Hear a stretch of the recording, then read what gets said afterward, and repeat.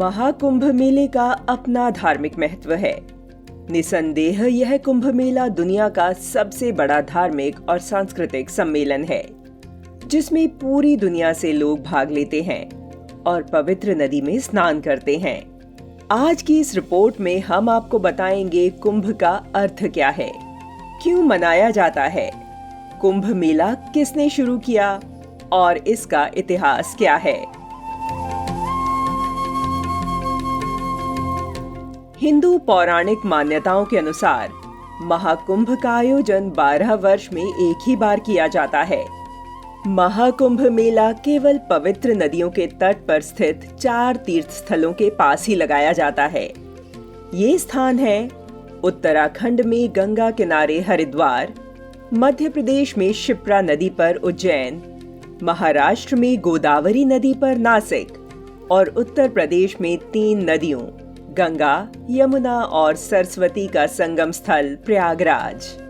48 दिनों तक चलने वाले इस कुंभ मेले के दौरान करोड़ों श्रद्धालु पवित्र नदियों में स्नान करते हैं। वैसे तो कुंभ मेले की परंपरा बहुत पुरानी है, लेकिन उसे व्यवस्थित रूप देने का श्रेय आदि शंकराचार्य को जाता है, जिन्होंने पहले 4 मुख्य तीर्थों पर 4 पीठ स्थापित किए।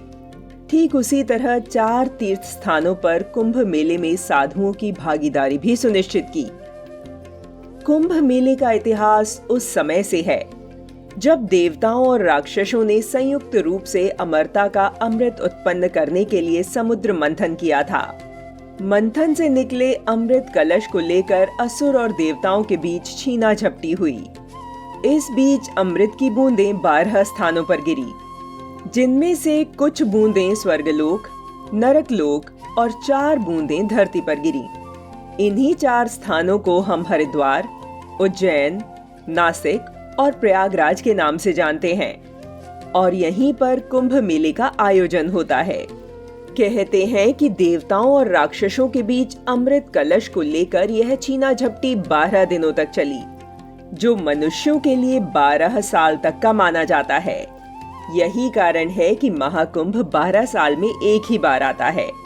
ऐसा कहा जाता है कि इस अवधि के दौरान यहाँ की नदियां अमृत में बदल गईं, जिसके बाद पवित्रता और अमरता की इच्छा रखने वाले श्रद्धालुओं की कुंभ में स्नान करने की परंपरा आरंभ हुई।